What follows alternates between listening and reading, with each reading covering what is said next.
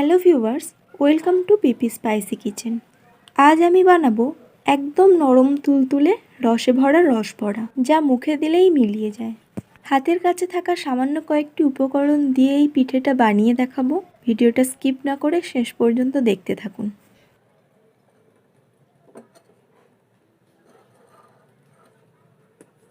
এখানে আমি 200 গ্রাম বিউলির ডাল 3 থেকে 4 ঘন্টা ভিজিয়ে রেখেছিলাম। এটাকে ভালোভাবে এবার বেটে নেব।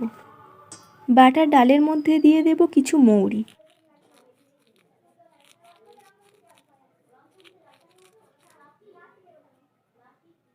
আর দেব স্বাদমতো লবণ। ভালোভাবে মিশিয়ে নেব। ডালের মধ্যে কিন্তু একেবারেই জল দেওয়া যাবে না, পাতলা করা যাবে না।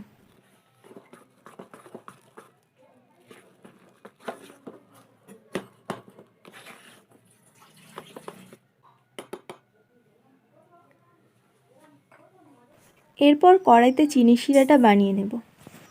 1 বাটি চিনির জন্য এখানে 4 বাটি জল দেব।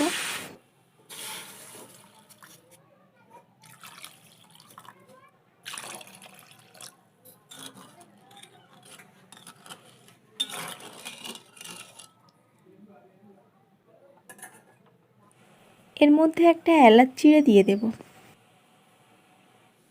চিনির শিরাটা কিন্তু একেবারেই মোটা করা যাবে না, একটু ফুটে উঠলেই নামিয়ে নিতে হবে।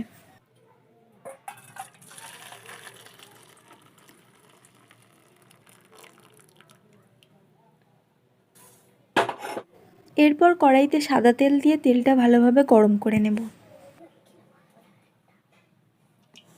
যেহেতু ডালের পেস্টটা আঠালো আঠালো, তাই হাতে একটু জল লাগিয়ে নেব, যাতে হাত থেকে সহজে ছাড়ানো যায়।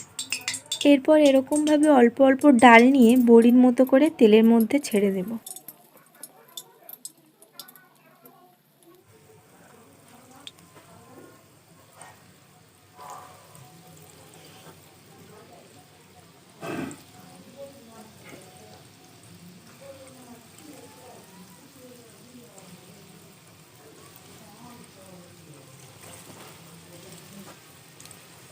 তোমরা দেখতে পাচ্ছ বড়াগুলো কিরকম ফুলে বড় বড় হচ্ছে।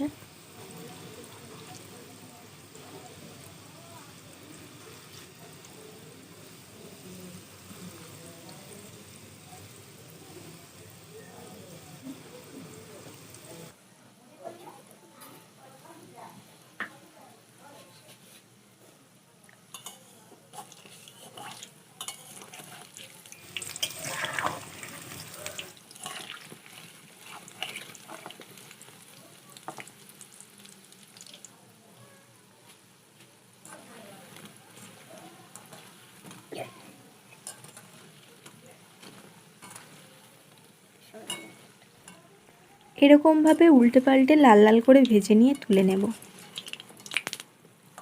তেলে থেকে তুলে সরাসরি গরম চিনির শিরার মধ্যে দিয়ে দেব। এভাবে চিনির রসের মধ্যে 10 মিনিট রাখতে হবে। একই রকমভাবে বাকি বড়াগুলোকেও ভেজে নেব।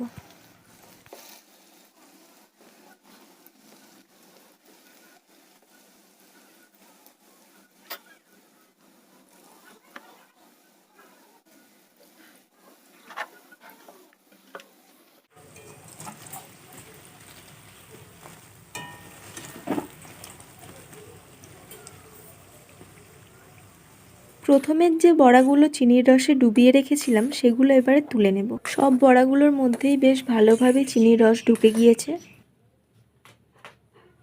দেখুন কেমন রসে ভরে ফুলে উঠেছে। আমার সমস্ত পিঠে রেসিপির লিংক ডেসক্রিপশন বক্সে দেওয়া থাকছে, তোমরা গিয়ে দেখে নিতে পারো।